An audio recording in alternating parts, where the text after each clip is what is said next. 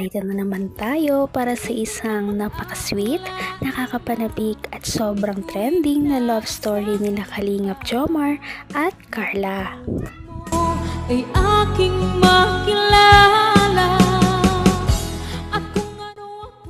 Para sa pagpapatuloy ng ating love story ay medyo malungkot talaga ang ating istorya ngayong araw dahil medyo nagkakaroon ng hindi pagkakaintindihan ang love team ni Kalingap Jomar at Ate Carla. Ngayon nga ay dumalaw si Kalingap Jomar sa bahay nila Ate Carla, ngunit wala daw ito. Kaya naman medyo sobrang lungkot na nga niya dahil ang tagal na daw niyang inaabangan si Ate Carla, ngunit hindi pa rin daw ito dumarating. Kaya naman nagmuni-muni muna siya at inalala ang mga memories nila doon sa waiting shed kung saan dati ay palagi silang nagkikita. Kaya medyo malungkot si Kalingap Jomar sa mga nangyayari. Roma. Naalala na, ha? Oo, sige. Kasi dito lang sa lahat. Okay po, yun. Sige lang po. Sa lahat ang gusto niyo. Ano mo?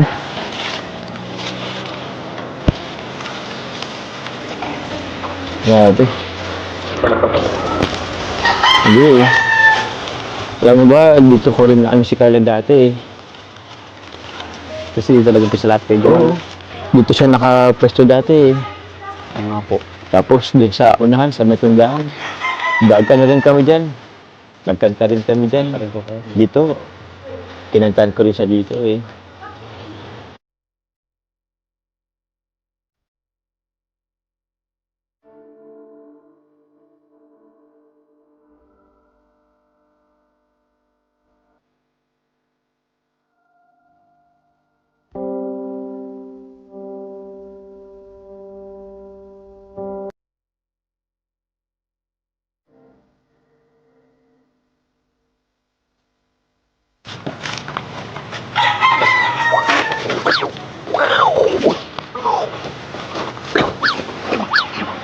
Tara bro. Ay, tara bro.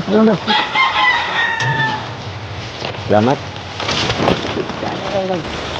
Jomar, ano kung gagawin natin dito kay Jomar? Wala kang sa Ate Carla dito? Kasi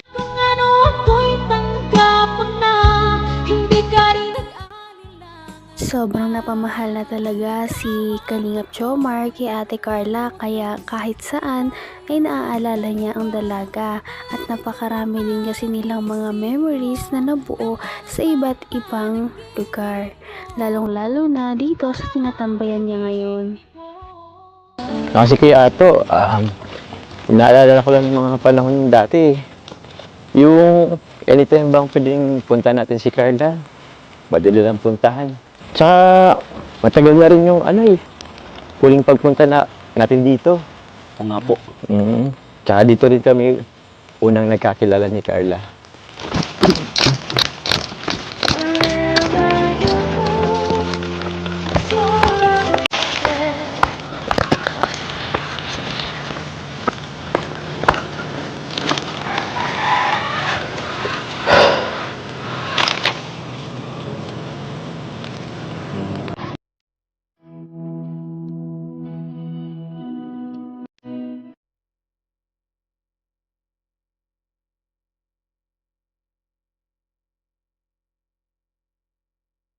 Hala, kayo yung mukhang nasiraan ng bike si Kuya Jomar. Pero ramdam ko siya. Ha? Ramdam ko siya na sobrang lungkot.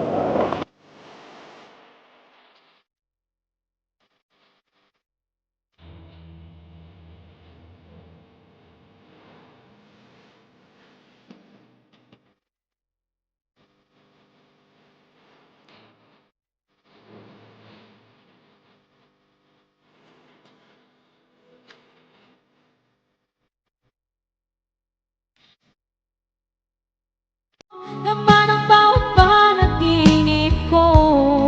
Ikaw lang ang Sa sobrang lungkot ay parang masisiraan na nga daw ng bait si Kalingap Jomar dahil sa lubos na pagkamis kay Ate Carla. Ano nga ba kasi talaga ang nangyari?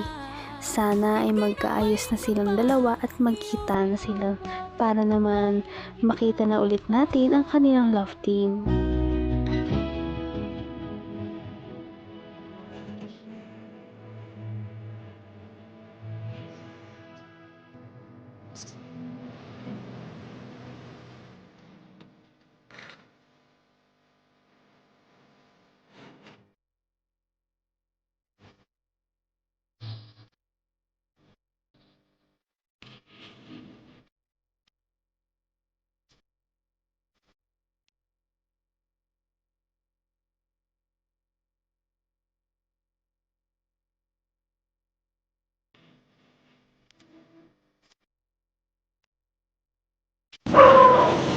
Papa Joms! Tara na po! Baka uwian na po nila Ate Carla. Oo nga.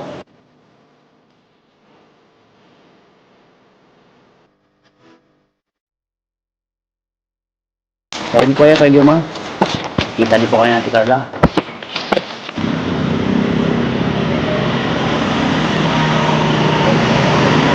Dapat, hindi nag-reply yan. Nung oras na oh, wala man lang reply.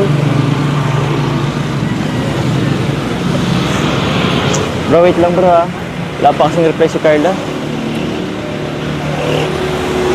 Wait lang bro. Baka ko yun nasa apartment Ha? or try Hindi mo ko rin. call. Hanggang wakas ay tayo ng dalawa. Palagi kang naman ang isip. Talagang gagawin ni Kalingap Jomar ang lahat.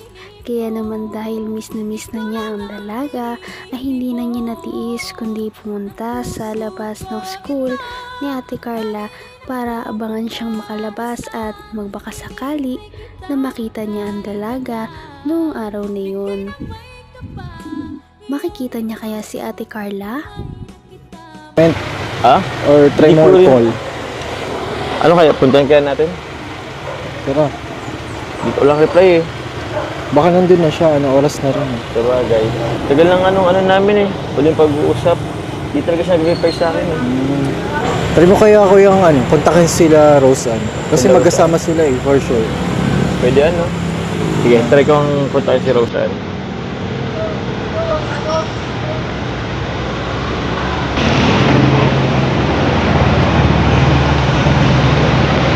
Bro, wala talaga bro? Puntahan na lang natin? Okay, punta na natin.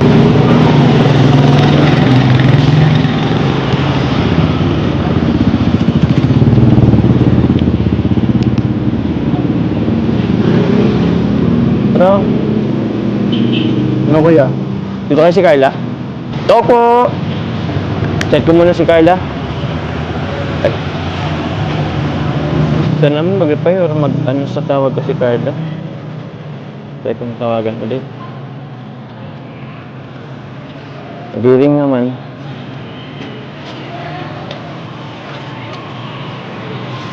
Nag-ring naman bro oh.